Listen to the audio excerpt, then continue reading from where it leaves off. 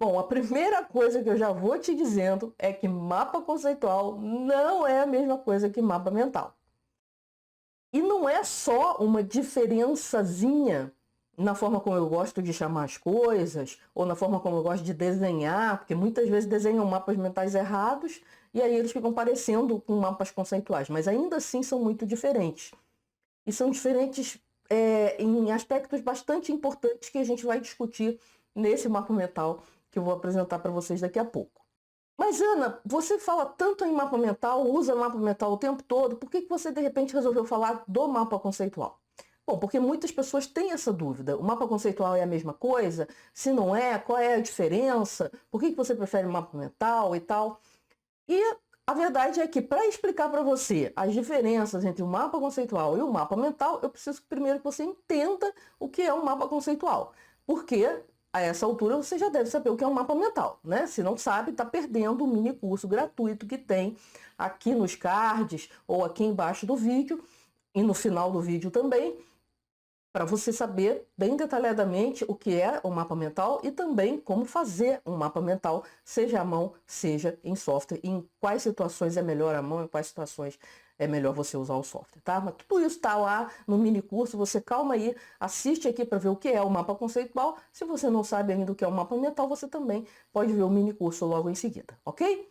Se você gostou dessa proposta, já dá aquele joinha maroto que ajuda muito a gente a espalhar mais aprendizagem pelo Brasil afora e até em alguns países fora do Brasil que falam português.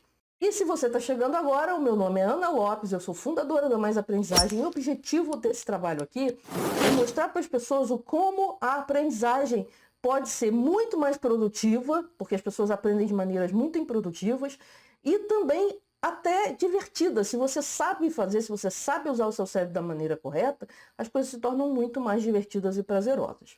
E eu quero te ajudar aí nessa jornada, certo? Então vamos lá ver como é que funciona esse negócio de mapa conceitual? Então, Ana, o que é esse tal de mapa conceitual? Bom, eu já vou reforçando aqui o que ele não é. O que ele não é um mapa mental.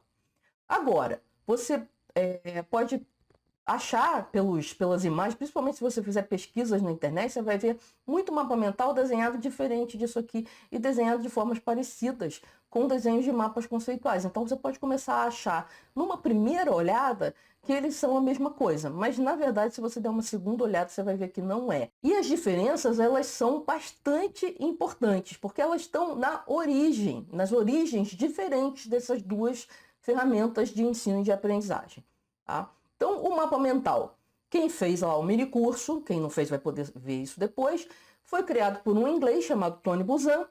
E o Tony Buzan, vou mostrar o nomezinho dele, ele era um professor de psicologia cognitiva.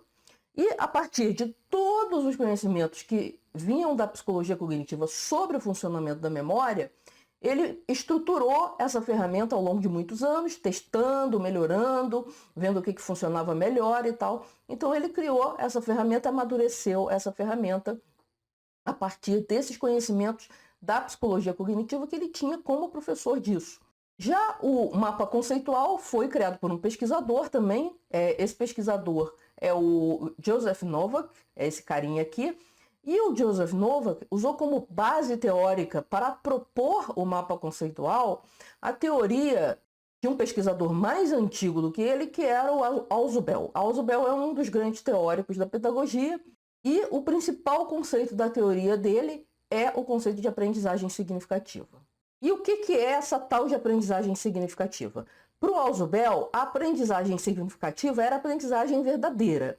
E ela só acontecia quando o aprendiz ou o estudante conseguia conectar aquilo que estava chegando para ele, aquela informação nova, com aquilo que ele já sabia. Se ele não conseguisse fazer essa conexão, ele não conseguia ter uma aprendizagem significativa e profunda e duradoura e todas aquelas coisas. Isso a gente já sabia da psicologia cognitiva, tá? Então o Buzan também usou essa informação quando ele usou a psicologia cognitiva. Essa foi uma das informações que o Buzan usou. Porque a gente sabe que quando a gente está memorizando alguma coisa, essa memória só vai virar uma memória de longo prazo diante de certas condições. Uma das condições é que a gente consiga conectar aquela informação nova com a informação antiga, tá? Então, o princípio do Ausubel, ele já aparece também nos mapas mentais. De toda forma, como o Buzan se desligou da academia para investir na ideia dele na iniciativa privada, o mapa conceitual costuma ser mais conhecido na academia, mas nem é tão conhecido assim. Já seria uma coisa muito boa se a maioria dos professores conhecessem bem essa ferramenta, porque para mim ela ainda não é tão boa quanto o mapa mental, mas ela é uma ferramenta muito interessante, principalmente para ensino. Eu vou falar no final aqui do vídeo o que eu acho que tem de melhor no mapa conceitual e o que eu não gosto no mapa conceitual, tá? Então eu vou pegar o melhor e o pior do mapa conceitual para você entender o que eu acho de interessante e que tem a ver com os conhecimentos da psicologia cognitiva, tá? Não é simplesmente um achismo meu. Bom, então já entendemos aí que existem diferenças consideráveis, né? São coisas, na verdade, completamente diferentes, que vieram de lugares bastante diferentes. Claro que tem ali uma base comum, que é a base do conhecimento de como que a nossa memória e a nossa aprendizagem funcionam. Porque a aprendizagem significativa nada mais é do que você ter uma memória de longo prazo. Porque a memória de longo prazo ela só se forma se você tiver aprendido, ou seja, se você tiver dado significado àquilo. Se você só memorizou um bando de palavras para descrever um conceito, você não produz aprendizagem significativa e não produz memória de longo prazo. Então vamos ver como é o mapa conceitual. Isso aqui é um mapa conceitual bem típico, tá? Pequenininho, geralmente as pessoas colocam mais coisas, eu vou diminuir um pouquinho o zoom aqui. Mas o que eu tenho aqui? Um mapa conceitual para descrever o processo de fotossíntese. Então eu peguei esse conceito aqui, que é um conceito bastante conhecido até das pessoas, para fazer um pequeno mapa conceitual para mostrar para você como é que funciona. Então, normalmente você tem os nós, que são os conceitos, né, que estão geralmente em caixinhas, elipses, círculos e coisas assim. E esses nós, eles são ligados ou por linhas ou por setas, tá? Não existe uma exigência específica com relação a isso nos mapas conceituais, pode ser linha, pode ser seta.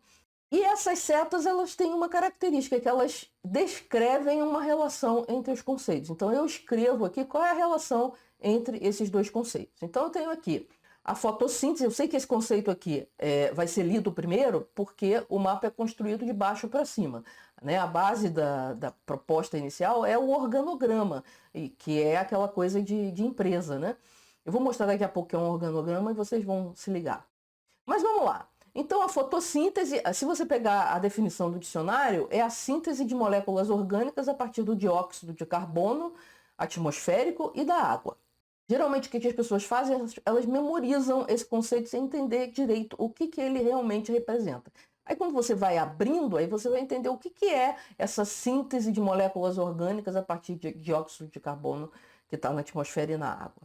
Bom, ela é realizada, essa síntese, pela clorofila. Aí, vamos lá. Qual é a definição de dicionário da clorofila? O que poderia estar no seu livro? É um conjunto de pigmentos vegetais que funcionam como fotorreceptores nas plantas.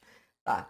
Então, eles são fotorreceptores, eles recebem a luz, né? E isso é uma informação bem interessante, né? Então, a gente já sabe da clorofila, que ela realiza a fotossíntese, né? Já que a fotossíntese, segundo essa relação, é realizada pela clorofila. E o que acontece? Ela consome o gás carbônico, que é o dióxido de carbono, CO2, né?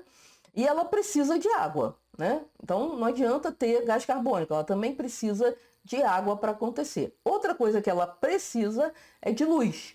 Então a matéria-prima para a gente fazer as moléculas orgânicas, aqui na verdade ela forma açúcar, né? Na forma de glicose, é o gás carbônico e a água. Essas são as duas matérias-primas que a clorofila usa. Mas ela precisa de luz, que é energia, né? Ela recebe os fótons lá do Sol, que, que seriam as partículas de energia, digamos assim, falando de uma forma bem grosseira. Mas o que a luz traz é a energia para disparar o processo de fotossíntese. E aí, nesse processo, se produz açúcar na forma de glicose. Isso é muito importante, porque isso equivale à comida. Ok? Então, é importante que a planta consiga fazer a fotossíntese, ou seja, que tenha gás carbônico, água e luz, porque é assim que ela se alimenta, é assim que ela produz o próprio alimento. E é assim que ela produz alimento para toda a cadeia alimentar. Então, olha que interessante. Aqui eu poderia continuar a colocar o conceito de cadeia alimentar, então a coisa pode crescer bastante aqui. Mas nesse momento eu estou focando na fotossíntese, tanto que ele é o primeiro no topo aqui, e esse desenho está de baixo para cima em termos de ordem de, digamos assim, de importância, mais ou menos, tá? E uma das coisas interessantes é que nesse processo todo é gerado um subproduto, que é o oxigênio. Então, na hora que ela cria a molécula de açúcar, sobra lá uma molécula de oxigênio, e essa molécula de oxigênio é liberada na atmosfera. Então, ela limpa a atmosfera. Então, eu poderia, ao invés de limpa aqui, ter colocado é liberada para, ou é liberada para, né, a atmosfera. E aí, colocar aqui a fotossíntese limpa a atmosfera. Então, eu teria essas duas relações aqui. Então, tem várias maneiras de você fazer, assim como tem várias maneiras de você fazer um mapa mental. Ele vai refletir o modelo mental que você tem daqueles conceitos. E isso é utilizado como ferramenta de ensino. O fato de que você está aqui construindo um modelo mental é uma das coisas que faz o mapa conceitual ser bastante interessante também como ferramenta de aprendizagem, mas ele foi pensado como uma ferramenta de ensino, ok? Então precisaria ter a mediação de um professor ali em princípio. E aí, gostou da explicação até agora? Deu para entender? De repente você até relembrou o que é fotossíntese, né? Porque geralmente quando é uma coisa que está distante, a gente só lembra assim, tem a ver com a planta, tem a ver com a cor verde, não sei o quê, e tem a ver com oxigênio, né? Porque do ponto de vista ecológico essa é a coisa mais importante. Mas, do ponto de vista da cadeia alimentar, o mais importante é que ela produz glicose. E para a planta também, o mais importante para ela é produzir a glicose. Certo? Então, espero que você tenha gostado. Se já gostou até aqui, já dá aquele joinha, viu? Não esquece do joinha. Então, vamos voltar lá. Então, o conceito mais importante, assim, mais completo, que forma o mapa conceitual, é o que é chamado de proposição. O que é a proposição? É quando você pega dois conceitos que podem estar envolvidos com qualquer figura geométrica, geralmente sempre está envolvido com uma figura geométrica, mas não precisa necessariamente ser um retângulo, por exemplo. E eu pego esses dois conceitos e crio uma relação entre eles. Tá? Então vamos ver aqui algumas coisas sobre os conceitos. O conceito ele é sempre descritivo. Você pode falar assim, mas não, você não descreveu todos os conceitos. Não, eu peguei os mais importantes e hierarquicamente eu vejo ali que as coisas mais importantes são a fotossíntese e a clorofila. Mas eu poderia, se eu quisesse começar a discutir a questão atmosférica aqui, a questão ecológica, eu poderia definir o que é atmosfera, pegar lá o conceito de atmosfera e colocar aqui. Eu poderia colocar os símbolos de oxigênio, do gás carbônico, então eu poderia ter feito um mapa conceitual mais completo, principalmente se eu tivesse a fim de expandir para outras áreas aqui. Mas eu foquei no conceito de fotossíntese e aí eu escrevi mais completamente só esses dois conceitos aqui, a clorofila que está no centro, porque é ela que produz a fotossíntese, né? Então, o que acontece? A proposição tem esses conceitos que a maior parte deles são descritivos. Pode ser só uma palavra-chave?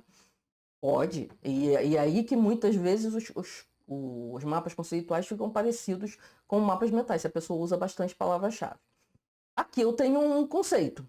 Luz, entre parênteses, fótons, para lembrar que aqui a gente está trabalhando nesse nível micro mesmo, que é o da partícula elementar de luz, né? E a gente chama esse negócio de nós, não é nós de eu e você não, tá? Aqui são nós, como se eu desse um nó numa corda, certo? Um nó de marinheiro, alguma coisa assim. Então, esses conceitos, quando eu olho para o mapa conceitual, eles são chamados nós do mapa.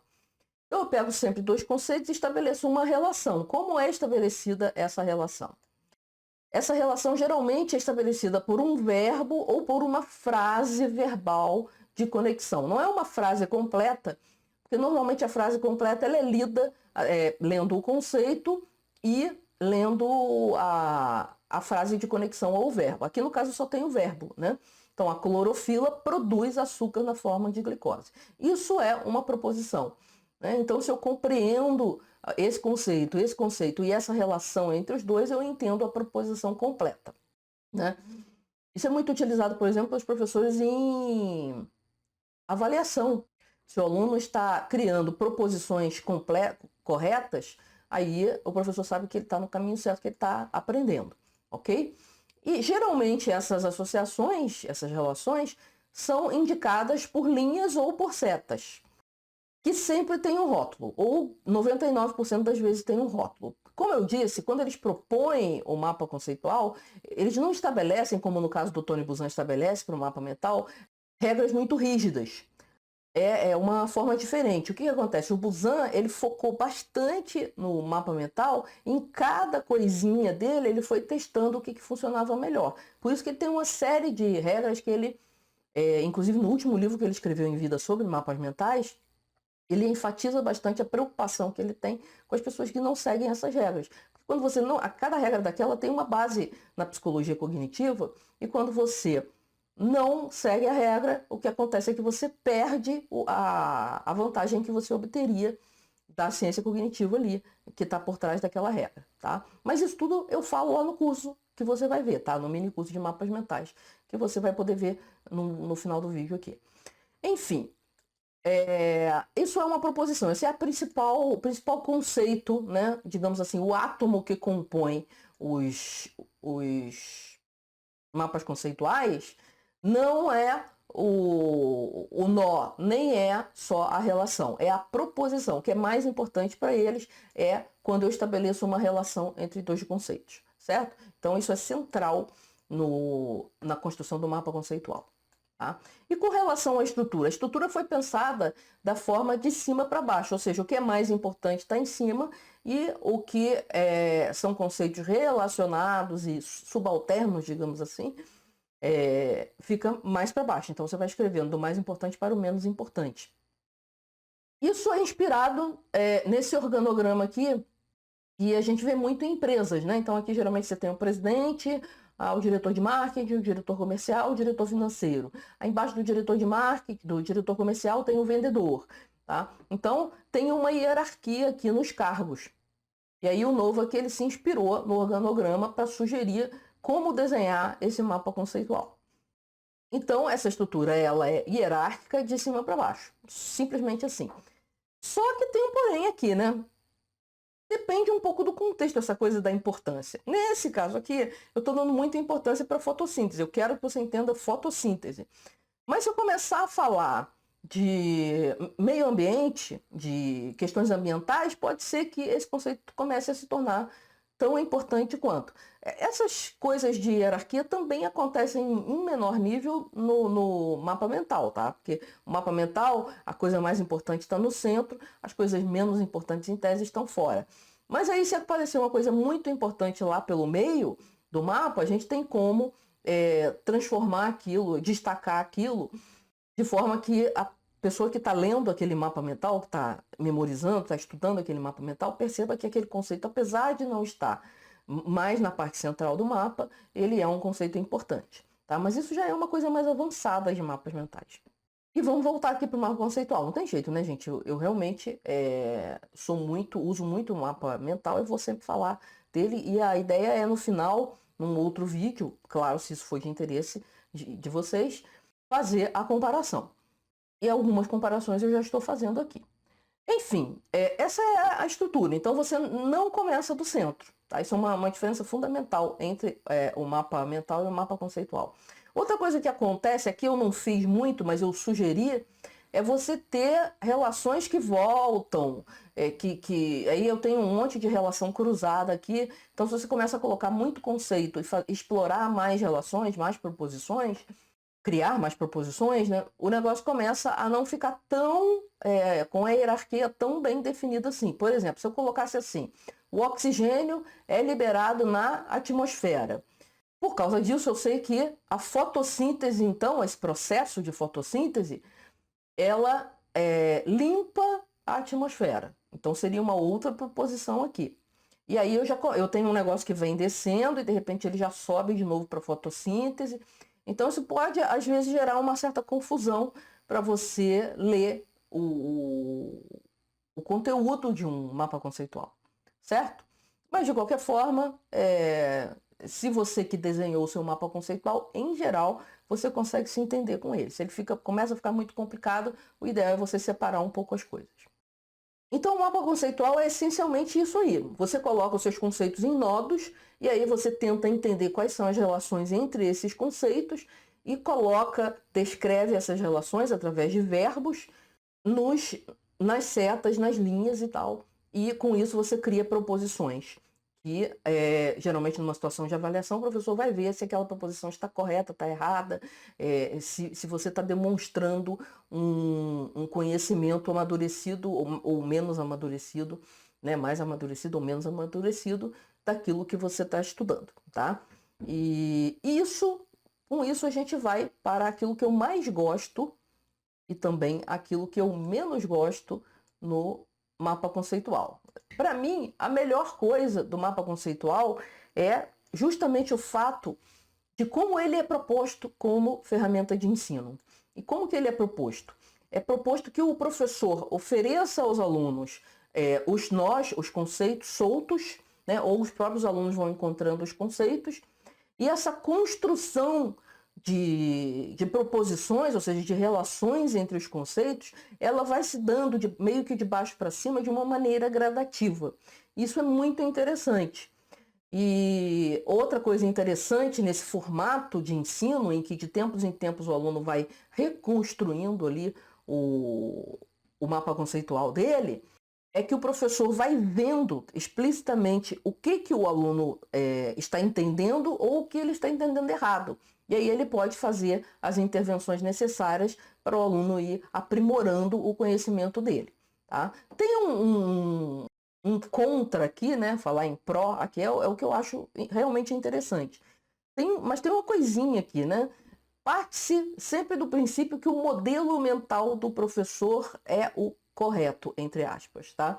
Mesmo que o professor não imponha o modelo mental dele logo de cara, ele vai estar sempre comparando e tentando trazer o modelo mental que os alunos estão construindo para aquele modelo mental que ele fez. Tá? No mapa mental, até porque ele não é pensado como ferramenta de ensino primariamente, mas como ferramenta de aprendizagem, ele é naturalmente uma construção do autor. E cada um vai construir um mapa mental diferente. Nos mapas conceituais, acaba-se que na prática as pessoas admitem, não existe o mapa conceitual correto da fotossíntese. Existe o mapa conceitual que cada um consegue produzir. O que você tem que tomar cuidado é de não ter proposições erradas ali no mapa conceitual. Ou seja, você estabelecer relações que na verdade não são corretas. Mas como é uma ferramenta de ensino que pressupõe que existe um professor ali coordenando essa construção, você vai ter sempre esse feedback aí do professor. Olha, essa relação não é bem essa, pensa um pouco mais, pesquisa um pouco mais, vamos tentar entender isso aqui, certo? Eu acho esse processo interativo que o mapa conceitual propõe muito, muito interessante para a aprendizagem. Agora, a coisa que eu menos gosto, tem outras coisas que eu gosto também, tá? Eu estou pegando aqui o que eu acho mais interessante e o que eu acho menos interessante. E depois, se vocês quiserem que eu faça o vídeo da comparação ponto a ponto do mapa mental com o mapa conceitual, aí eu vou falando de outras coisas que eu acho interessantes e que eu acho nem tão interessantes assim, ok? Então, o que eu menos gosto é a falta de ênfase ou de foco nas características visuais do mapa conceitual, tá? O que acontece? Acontece que a gente não vê praticamente nos mapas conceituais, se você fizer uma pesquisa, você vê muito pouco desenho e cores. E faz muita diferença. A gente sabe da psicologia cognitiva que os desenhos e as cores e as informações visuais, elas são muito importantes. O mapa conceitual já é muito melhor que qualquer anotação linear, justamente porque ele te dá uma estrutura que é não linear e que acaba sendo uma estrutura visual. Mas em nenhum momento se pensa muito a questão das cores, pelo menos no primeiro momento da definição do mapa conceitual. Isso não é uma coisa importante para quem trabalha com mapa conceitual. As cores acabam sendo usadas mais por uma questão estética, mas no mapa mental as cores são usadas por questões pedagógicas mesmo, porque as cores e os desenhos fazem a diferença. Olha só, eu vou mostrar aqui a versão colorida desse mesmo mapa conceitual, como só a adição de cores já modifica, já fica mais fácil de entender aqui Por exemplo, eu separo os conceitos principais pela cor verde, que tem a ver com a fotossíntese, né? Tem a ver com planta, isso já me ajuda, né? O açúcar aqui é uma coisa mais quente, né? Uma cor mais quente. Tem o amarelo da luz do sol, para lembrar que a luz vem do sol, principalmente do sol, né? Gás carbônico é uma coisa cinzenta, porque tem a ver com fumaça. Então são pequenas associações só pelas cores, né? A água geralmente é azul, né? Em grandes quantidades, a atmosfera também, e o oxigênio está na atmosfera. Então só essa informação de cor já me ajuda a entender e memorizar melhor, a ter um modelo mental mais aprofundado de todos esses conceitos. Tá? Então você vê que só cor, eu nem coloquei desenho aqui. E se eu coloco o desenho, fica ainda mais fácil de memorizar e fácil de entender, fácil de você construir um modelo mental que abarque a sua compreensão da fotossíntese, ok? Então, essa é a coisa que eu acho mais problemática, tá? Tem outras coisas, por exemplo, eu acho que você dizer que a estrutura é hierárquica, de baixo para cima, e depois começar a criar um monte de conexões que vão para todos os lados, e isso é até estimulado pelo pessoal que usa bastante mapas conceituais, aí a coisa já começa a ficar meio complicada, né? O mapa fica confuso de ler. Eu dei um exemplo aqui para vocês, né? Se eu disser que o oxigênio é lançado na atmosfera e que por isso a fotossíntese limpa a atmosfera, ou torna a atmosfera mais limpa, eu já começo a ter conexões que não estão obedecendo muito bem à estrutura hierárquica. Então a coisa começa a ficar um pouco mais difícil de ler, principalmente para quem não construiu e não caminhou aqui, não memorizou aqui os caminhos mais corretos, digamos assim, os caminhos naturais do mapa conceitual que você está lendo, certo? Mas aí é aquilo que eu falei, né? Se eu vou produzir um novo vídeo falando um pouco mais dessas diferenças entre os mapas mentais e os mapas conceituais, se vocês estiverem interessados. Vocês já viram o que é um mapa conceitual, provavelmente você achou que tem algumas coisas interessantes nele que talvez possam contribuir para você montar aí o seu diagrama para entender alguma coisa. Eventualmente eu uso um pequeno mapa conceitual para destrinchar algum conceito, mas a minha ferramenta de preferência é o mapa mental. Por isso que tem um mini curso que você vai assistir daqui a pouco, né? Eu vou deixar aqui do ladinho, aqui embaixo também, caso a tela final não esteja funcionando por algum motivo, para que você faça agora o seu curso de mapas mentais, caso você não conheça os mapas mentais, ou conheça, mas não tenha feito o mini curso, tá? O mini curso tá top, o pessoal adora, o pessoal que assiste lá as 4 aulinhas, adora, já sai fazendo, fica super feliz. Então, se você quer ter uma excelente ferramenta, uma outra excelente ferramenta de aprendizagem, vai lá e aprende no nosso mini curso de mapas mentais, tá certo?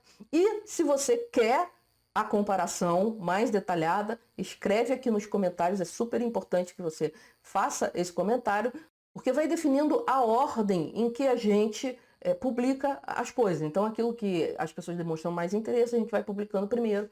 Aquilo que as pessoas não demonstram tanto interesse assim, a gente vai deixando mais para o fim da fila, certo? Então, tá na sua mão aí ver o mais breve possível uma comparação detalhada entre mapa mental e mapa conceitual, para que você possa eventualmente até optar pelo mapa conceitual. Até eu já disse aqui abertamente que eu prefiro o mapa mental por vários motivos, mas de repente você pode achar o mapa conceitual mais interessante para o seu caso, e não tem nada de errado nisso, tá? É importante que a pessoa use ferramentas que ela consiga dominar e consiga aprender com elas, tá?